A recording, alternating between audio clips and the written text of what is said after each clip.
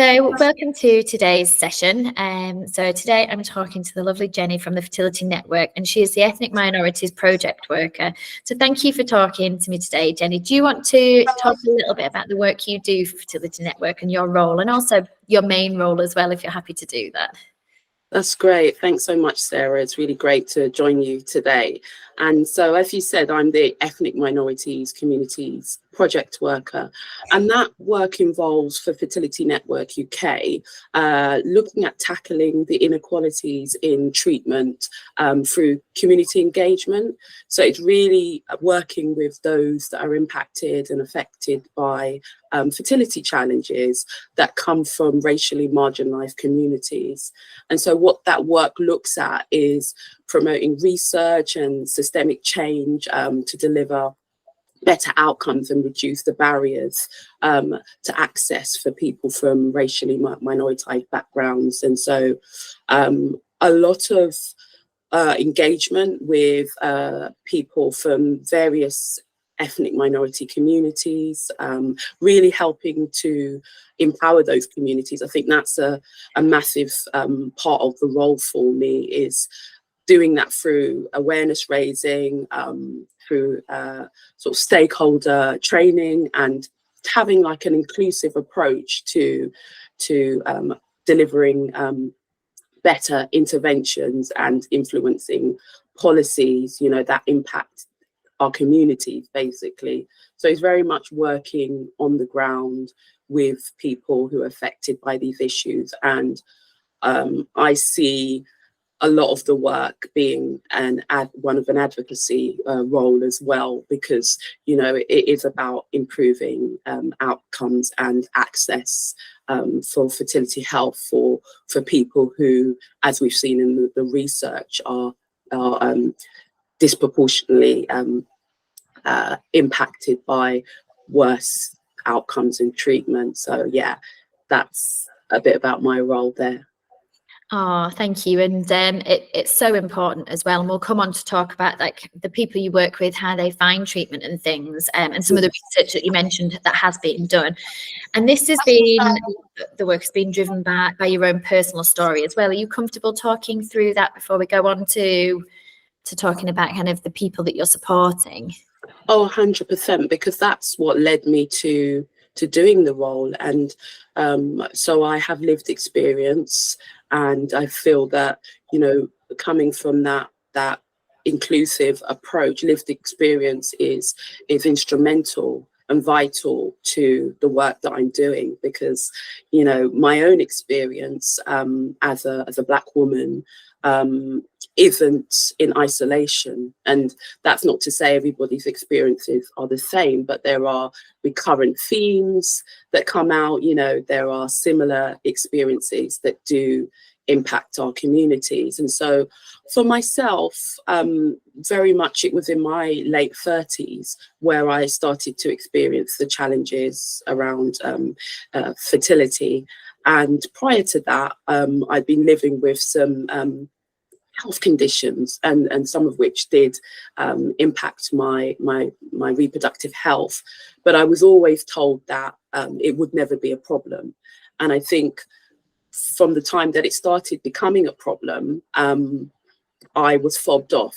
I wasn't referred at the stage that I could have been referred, particularly now where the NICE guidelines states that if you have certain reproductive health conditions and you are, in your late 30s, particularly after 35, then to be referred. So, things like endometriosis, adenomyosis, fibroids, or polycystic ovarian syndrome, et cetera, et cetera, et cetera. And so I find myself previously, trying not to get pregnant, not knowing about how difficult it would be later on, to be honest with you. And I'd had very many interventions, which of course then can cause further problems down the line in terms of adhesions or scarring, things like laparoscopies, etc. And where you can minimize those risks or not always go for the most invasive methods of treatment, repeated surgeries was what was offered to me. And so I find that with that, you know, that definitely did impact my own fertility. And I did have treatment, which was successful. However, I miscarried. And so, and that was it was in the second trimester. So it was it was a devastating time for me, and my own experience around the support that wasn't offered to me. And when I raised concerns how I was treated, unfortunately, by medical professionals. And it's not a dig at medical professionals, but there's learning that needs to come out of this, as we've seen in numerous reports about, you know, Black maternal health and the disparities. But from even the point of trying to get pregnant, you know, as I spoke at the start of that journey, going to the GP and not being referred. And so it's those disparities that I have experience of, and also help those who from the communities are also experiencing similar things to advocate for them, and to know what support is out there, you know, that they're not alone. It's so important to know that you're not alone, because what can come out of this is massive feelings of loneliness and isolation, which of course impacts our whole well-being and the various areas of our lives, to our works, to our relationships. And so I found that through my own experience, I could support and empower other people along their journeys, really. And yeah, it's amazing. I'm so sorry for what you've been through, so your experience, but also that you found that lack of support. And like you said at the start of that, having that lived experience just means that people can talk to you a lot more without feeling judged. They know that you know exactly what it's like to go through it. I think not just the fact that you've struggled yourself to get pregnant, but that you've suffered kind of the disparities in how you've been treated, the access to care, having to advocate for yourself, and then also, you know, when you sadly had a miscarriage as well, the lack of support and care that you had there as well. So it validates how people feel, doesn't it? It means Absolutely. that they feel comfortable talking to you about it. And it's a shame, and I know you've alluded to research, and there has been research done by the HFEA, and I think it's just being redone again, isn't it? And there is going to be out later, I think, on the differences of experiences in ethnic minorities. And do you find from speaking to the women and men in your support groups that they have very similar experiences to you? Do they find that there is a lack of support, whether that is with the healthcare system, whether that's with friends and family? Do you find that they have very similar experiences? Yeah, I think there are key themes that come out, and unfortunately what those point to, but I think can also not be a surprise to many people from those backgrounds who sort of live with what we should say, you know, systemic marginalization or oppression. And so those inequalities in access, treatment, outcomes and provision, people can often and do often experience in other areas. So, you know, but in relation to healthcare, you know, these bring about sort of additional layers to the difficulties and concerns around infertility and going through treatment. And so what many of the people that I engage with and who access support through Fertility Network UK is saying about their experiences around lack of psychological safety, and you know, and that has a background due to racial and medical trauma, you know. And so people's experiences of loss, of you know, distress, not being supported, you know, or being invalidated. And so a lot of medical gaslighting. I mean, I experienced that myself, you know, when I was pregnant and prior to, you know, and even during going through a miscarriage, you know, where being in chronic and acute pain, you know, was not seen.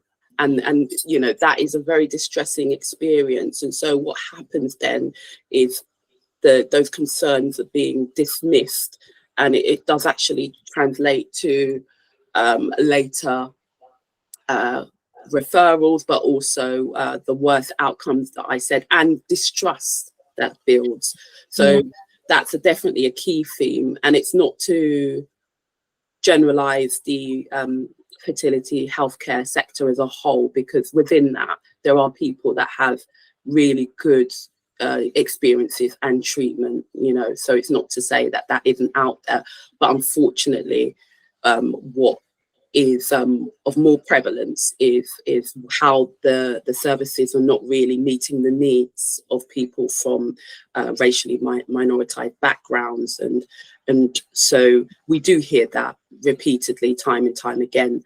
I mean, the value of that is that, you know, it's getting those conversations out there, and it's, as I said, not making people realize that they're not alone, but it's the action that needs to come out from it, which is of key importance. And you mentioned the HFEA, and you mentioned the report, and so it's looking at the research and also the investing in research to make sense of and to understand more of people's experiences and what needs to be done around that.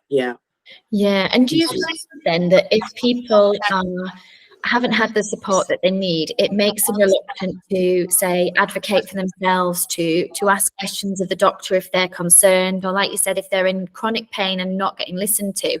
Does it put them off contacting hospitals and GPs because they don't feel they're believed, in which is leading to more serious consequences? Yeah, I would say so. I mean, there's going to be variability among the different groups of people, and, you know, really one of the things to point out is that thinking of people from racially minoritized communities not as a homogenous group is really crucial, because there will be differences in experiences, there are differences in oppression, there's differences in, you know, intersectional identities as well. So within that, there is definitely patterns and trends and themes, and so people that have experienced a lack of psychological safety, but also it's also on a very survival level as well. So if you, for instance, are at risk of dying, you know,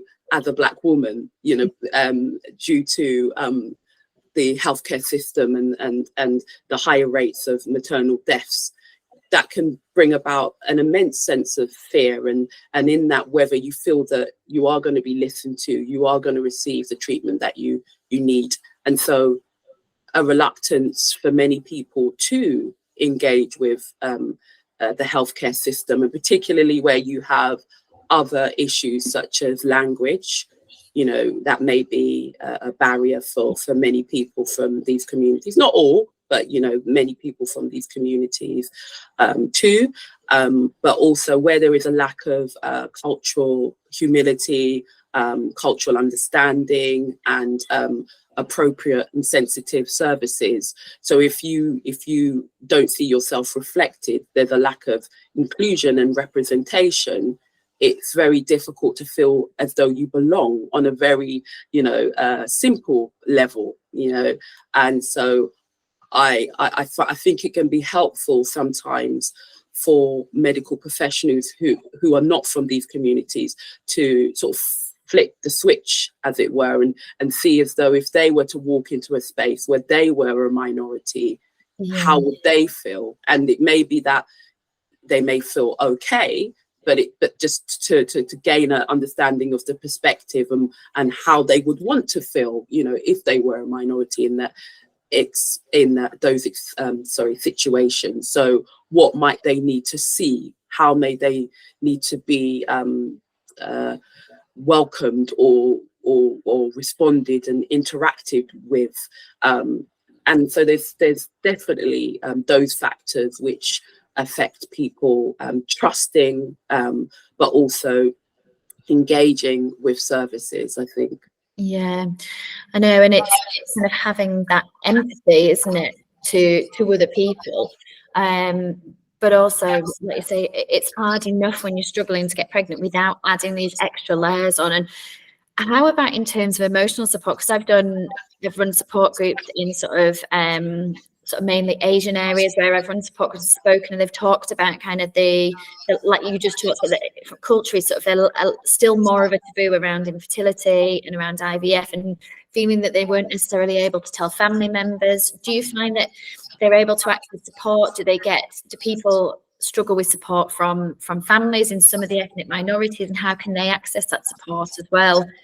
Yeah, absolutely. So, I mean, regardless of which community you come from, there is still a taboo and stigma around infertility, you know, in the West and in non-Western cultures. And so it is, of course, compounded because what we do see is there is walls of silence, you know, that exist, particularly within our communities, and sort of those connected to, there's the stigmas and taboos, but also cultural and religious beliefs, works for understanding and processing and responding to fertility challenges. And so I do see that, and this exists where people then find it harder to have the conversations, you know, that challenge the narratives around infertility. And then what that translates to can be that they're not getting the support and not able to talk about these experiences and issues within their own support networks, which of course then leads to feelings of isolation, and there is a lack of having those experiences responded to and held by their loved ones and people within their communities, because a lot of the time people carry an immense sense of shame, you know, around not being able to have children, or the challenges around that.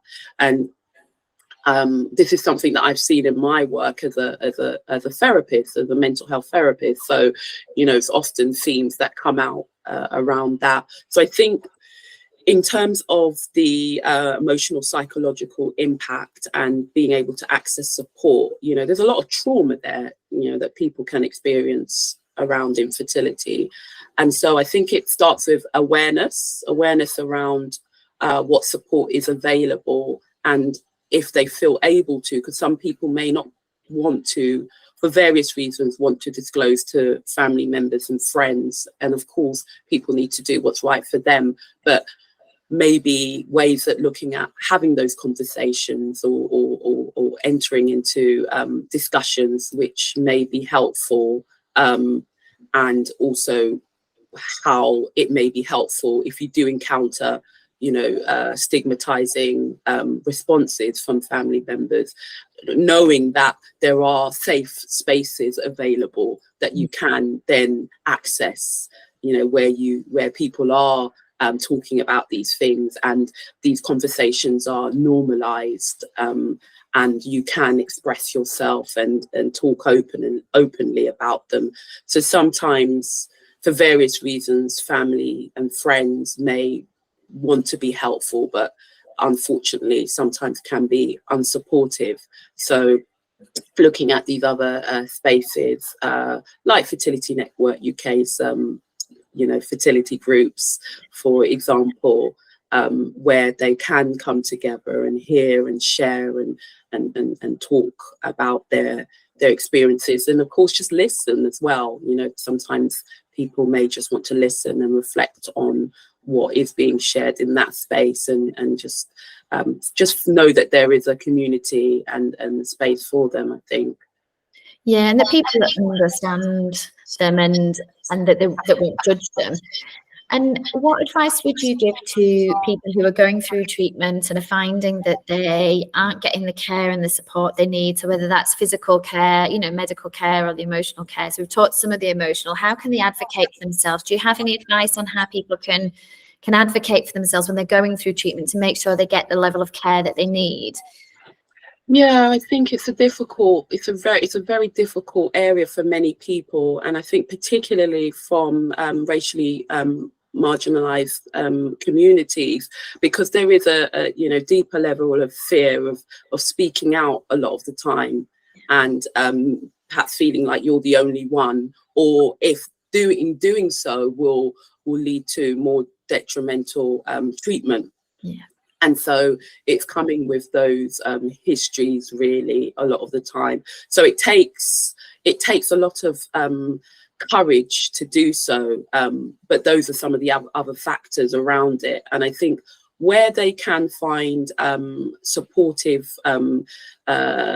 services such as Fertility Network UK, you know, if they are experiencing negative interactions with healthcare, or they want to raise concerns, we have our info line, we also have our support line. So they're more than you know, I would say definitely contact us in the first instance. You know, if they are experiencing that, they can contact myself too, you know, if they want to run things over with me.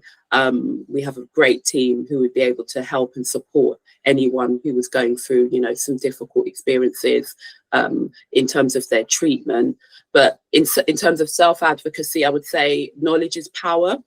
So I would say look at our website and other resources where you can gain as much knowledge around whatever the issue is that you're facing, whether it be not being referred, or in terms of how to raise a complaint, or where to go if you are experiencing concerns along your way.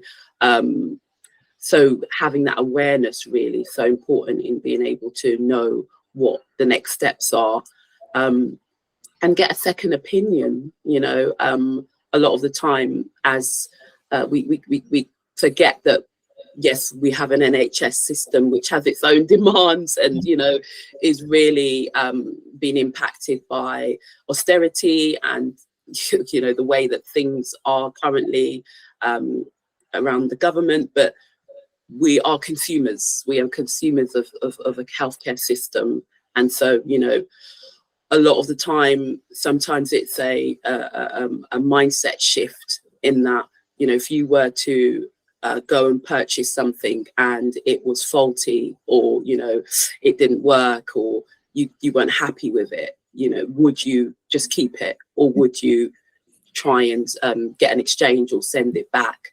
And so sometimes looking at it in that way can empower people to actually address what the concerns are, but find allies as well, because it's hard to do this. It's really hard to do it, as I said earlier, for many people from these communities. You know, maybe that language is a barrier.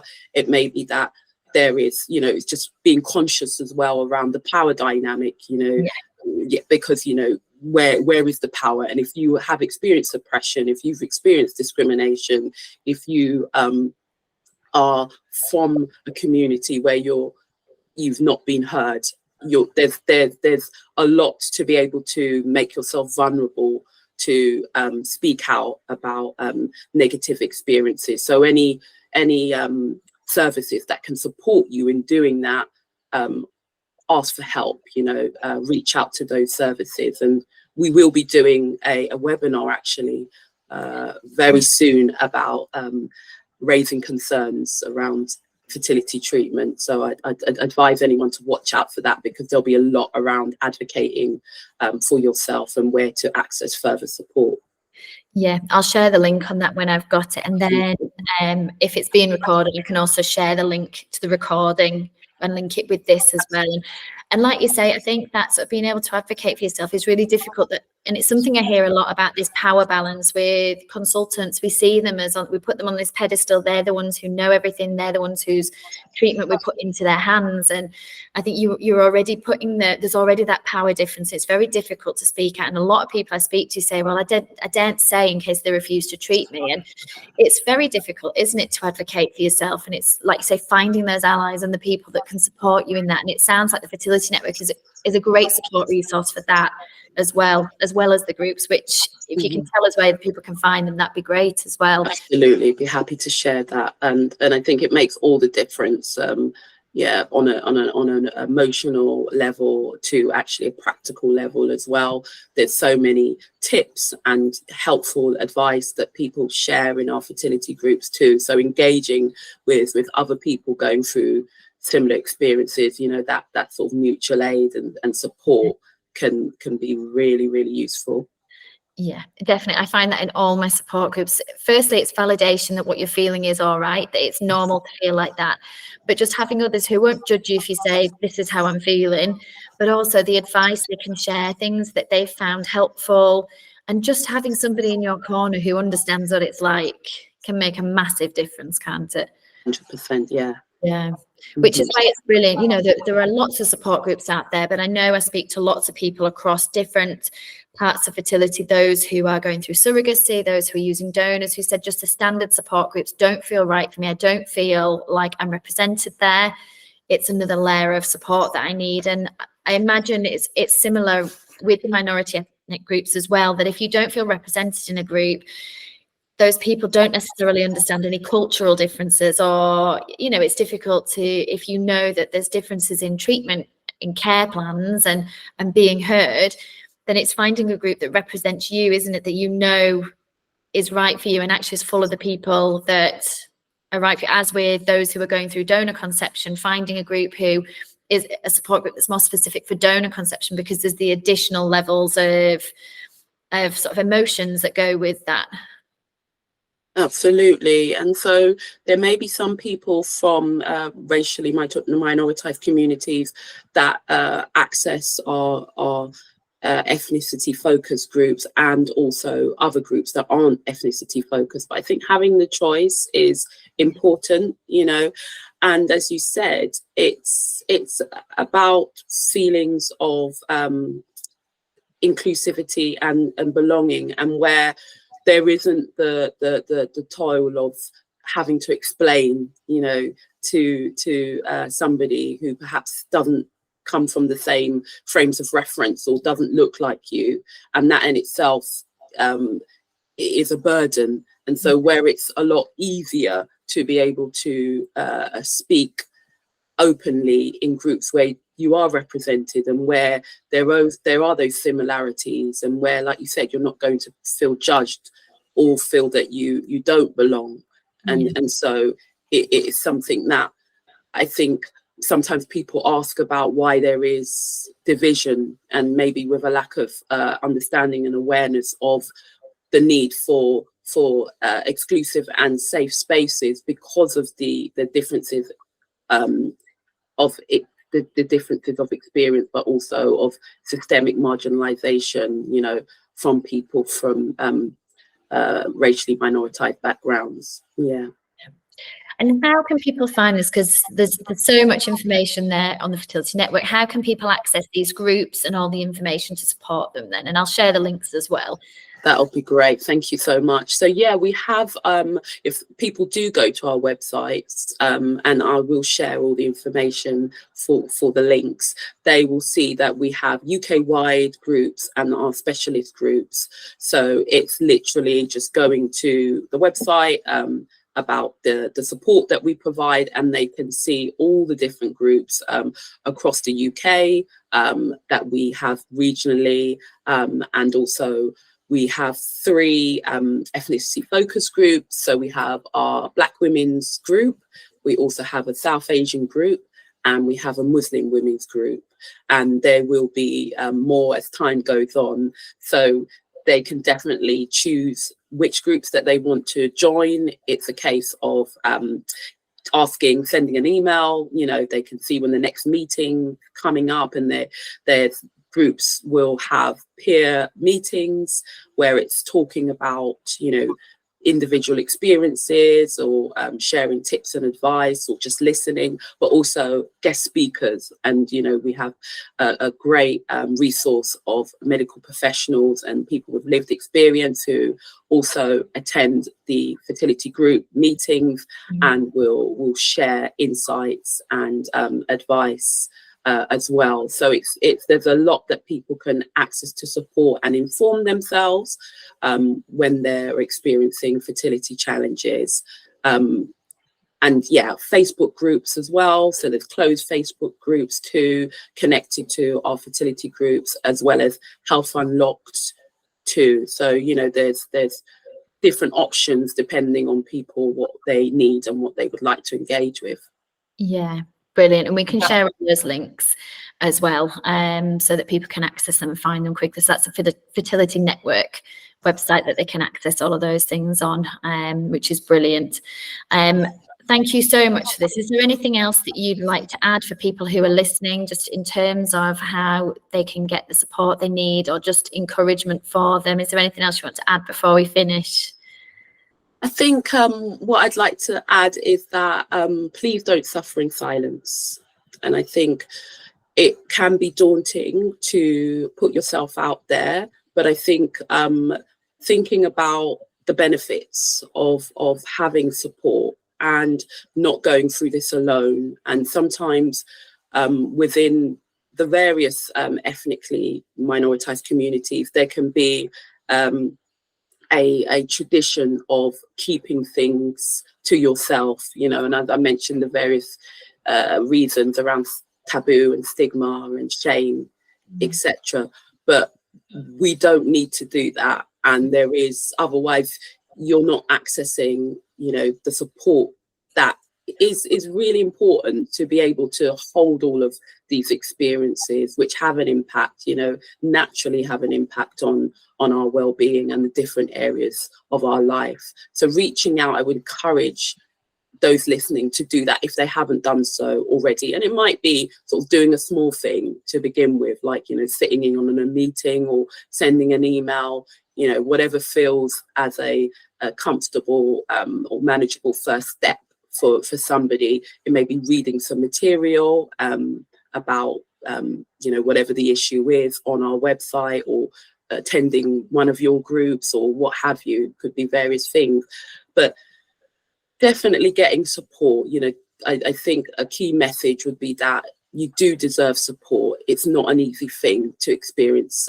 fertility challenges. As much as we can feel that we need to always be strong, I think it can be an unhealthy kind of pattern that exists within our communities, and there are reasons for it, you know, without a doubt. But being able to access support can make such a profound difference. It did for me, you know, and you don't have to soldier on alone and suffer in silence. There is a lot of support out there, and, you know, support that is tailored to the needs of people from the communities that have experienced a minoritization, as I said. So there, I would say that would be my key message to share, is to reach out and see what's out there. Brilliant, definitely. And I think it just, everybody I speak to who goes through this said that reaching out and getting support actually is so important and has made a massive difference. Thank you so much. This has been really, really interesting, but also I know it'd be really helpful for those to feel seen and heard, that that's the same experience that you've had, which, you know, unfortunately you don't want anybody having that experience, but knowing that there's others out there that have, and how they can advocate for themselves and how they can get support is so helpful. So thank you so much for taking the time today to talk through it with me, and I'll share all the links to that and the webinar as well. So thank you very much. That's great. Thank you so much for having me, and it's been really good to talk about this really important issue with you. So it's yeah, it's been my pleasure. Thank you. Thank you. I'll I don't know how to stop recording, but I can always cut this bit off anyway. Okay. I'll cut it off here at 1:30 time. But thank you. I mean, it was brilliant. It's really interesting to hear, you know, so those experiences. And as I say, I've spoken to different groups of people in the support groups, and, you know, I'm always amazed at like the differences in levels of support. And it's so sad because it's such a hard thing to go through without all these extra layers, and like you're not being heard and you're not getting care, you know, with what you're going through. So it's so important to firstly raise that awareness and then increase the support for people. Completely. I think, you know, it validates people's experiences, but it also shows like actually you're cared about, and, you know, that you can also not be treated differently. As a simple thing of when I had my miscarriage, being handed a leaflet about support that was available, but then not really being followed up on, thinking, you know, there was an assumption that I wouldn't access any support. And unfortunately, you know, for people that aren't aware, they will then internalize that and take that away, and then suffer as a consequence of that. And it was because, you know, working as a therapist, I knew that actually this is something that is a traumatic experience, and not everybody might want to go and, you know, have therapy or go and get support for it, but being offered it, or at least, you know, being treated in the same way as you would offer somebody support from another background, it should be offered to everybody, really. It just, I mean, I know this is an idealism, but it shouldn't be any different. The care shouldn't be any different. It should be the same for everybody. But I know that's not the experience most people have, is it? Yeah, I think where they are aware of the differences is important too, in terms of, you know, what they need to tweak, or what different ways they need to approach discussions.